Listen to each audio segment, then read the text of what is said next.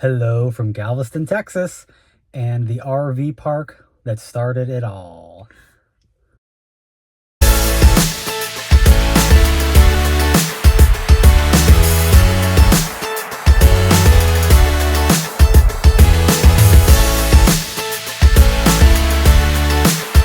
We're at the RV park we stayed at for the very first time when we bought our first motorhome. We came down May 2020. Yeah. Well, we bought it in February. Yeah. picked it up, came down for Mother's Day weekend to try it for the first time, and here we are again 4 years later.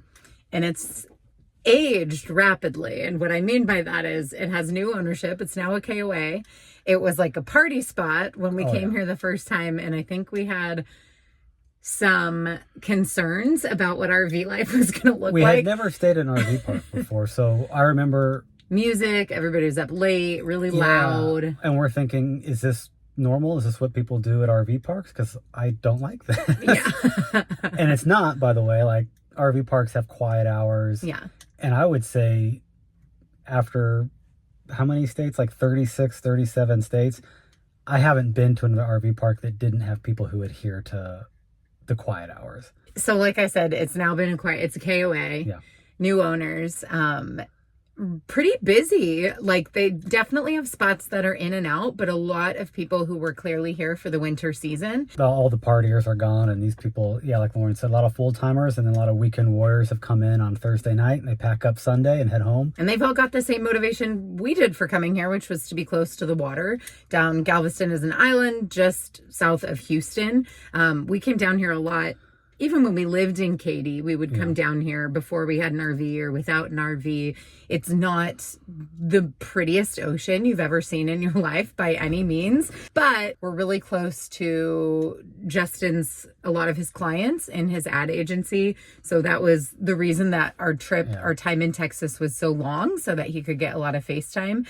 But we thought, let's go be down by the water. It's been really interesting because it's been somewhat cool. I mean, that's relative for winter, of course, but we've had lots of wind and rain, which I will chalk up to being, I would say, the worst part of living in an RV. An idea for another video of like best and worst part of living in an RV. So look for that maybe next week. But for me, I think the worst part is when you can't go outside, because especially on a work week. So we've got 2 kiddos doing homeschool, 2 parents working, 1 kiddo on virtual school, and you're all in one box with a dog that's getting stir crazy.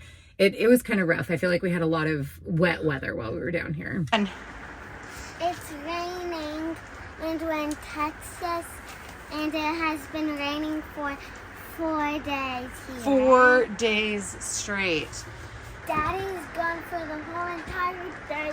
Are you stir crazy with the rain? Yeah. Yeah. What do you wish we could be doing? Outside. Playing outside. Yeah. What are you doing instead? What's going on? Doing school. We're doing school. How are you doing with the rain, big sister? I don't know. I just wanted to stop. Yeah. What would you be doing differently right now? Playing outside. And really, since we came to Texas from Kansas, we've had Not great weather. weather that has forced, there's 3 types of weather that'll force us inside: cold, rain, or wind. And we've had all 3 of those, sometimes on the same day, and it gets really rough. One of our best experiences, I think, since we've been down here. It was a little chilly, but we were able to have a beach day. Justin has a best friend from college, and they have a beach house about 10 minutes down the island from where we're staying. So they made the trek down here a couple of times so that our families could get together. They have a golden retriever that looks identical to Katie, our golden retriever. Same size, same color. Yeah. And so we all had a blast. Every member of the golden family except the poor cat. He probably enjoyed being alone. He liked his alone time, I guess. He had a great weekend. Yeah, so we had a lot of fun. We spent the night at their house. They were just the best hosts. And so that was probably one of our highlights. Again, it was a little chilly, but we were able to have like a true beach afternoon with them. And then we were able to go back to their house one night for the Super Bowl, actually. Go Chiefs. Go Chiefs.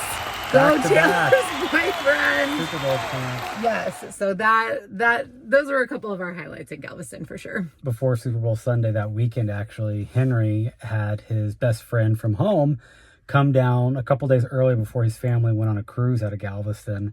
And Henry definitely filled his cup. These boys did everything imaginable. They wrestled on the jump pillow, played at the park, played pickleball, dug holes on the beach, playing in the rain and the wind and the cold. Yes.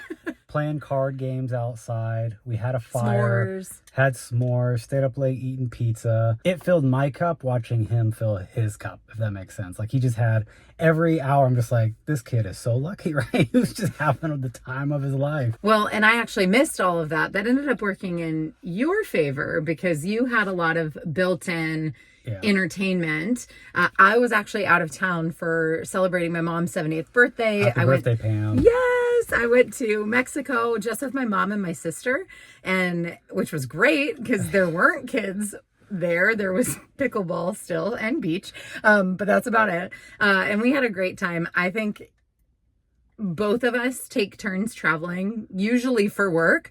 Coincidentally, this month, we both have sort of personal trips planned in February. And I just think it's a much needed opportunity to step away from the constant togetherness. But for you were able to manage, not that either of us necessarily can't manage it, but it made it a lot easier because you had the entertainment and the other family and the distraction. It just flew by. Oh, and they did the lazy river. And they got in the pool. I mean, these boys were it was insane. So we're actually leaving Galveston a little bit early because my sort of strategy is, again, to kind of get that infrastructure of support and familiarity, which we don't always have when we're traveling places we don't know. But we're actually going to pop back up to Katy for a week because it's just a lot closer than here in Galveston to grocery stores, people we know, things to do. So we're going to cut our time in Galveston a little bit short while Justin heads off to Viva Las Vegas with his college friends. It'll end our time in Texas before we start making our way east down the coast. More beach time. Better beach. Galveston will always be special to us because of our time living in Houston and going to parks like this, the first RV park we ever came to.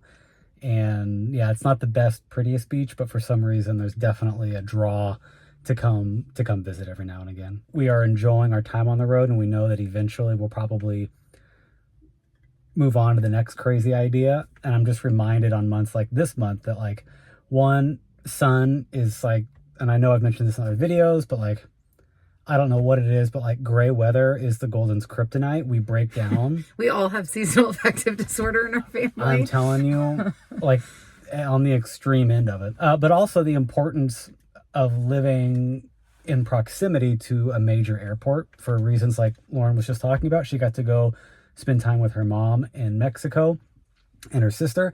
And I'm going to go hang out with my college friends. And we probably have at least one or two trips like that every year that it's just for us to go do something. Sometimes it's together, sometimes it's with other people. We both travel, every other month for work too. Absolutely. Yeah, absolutely. I have fallen in love with some really cool places around the country, places that are just gorgeous and laid back, and it seems like I could totally live here. And then I'm reminded, you know what though, I really need that major airport that can take me away. Early on, I remember people would ask me like how long we've been living on the road full time, and I'd be like, 3 weeks, a month, a month and a half. And in my mind, like, geez, we really don't live full time. We just kind of left. And now looking back, it's like, oh my gosh, 32 weeks. I've got a tracker. Yeah. I post an update on my social media every week. So is it 7 months? Yeah. Mm-hmm. Pretty cool. And we originally thought we'd be on the road for a year, and I think that might go longer. I think each new place we go, we're collecting information about what we want our next move to look like in life. We know that we probably will have a period where we're not in an RV. I can very much see us going back to an RV once our kids are gone. But I don't think we'll keep doing this forever as a family. I think we'll go longer than a year. I don't think, when Daphne's in high school and things like that, I don't think that we'll still be doing this. However, each each new experience to me is like a data point of, collecting what we want. Yeah. We want to be within an hour of a major international airport. Sun. We don't want to be in a place where there's traffic though. So like finding that balance of like, so Houston's a really interesting place, both because we lived here previously, but also it has things we like and don't like. To Lauren's point, to hammer it home, is we're traveling still, we're enjoying a lot of places, and then we're able to reflect back on some of the places we really enjoyed and maybe even considered putting on our list of places to relocate to. But when you leave, it gives you that opportunity to go, okay, was it really that special? And what's next down the road? So we're trying to live in the moment, and what's next is Florida, and we're super excited about heading east, hopefully to sunny days, warm weather, and sandy beaches.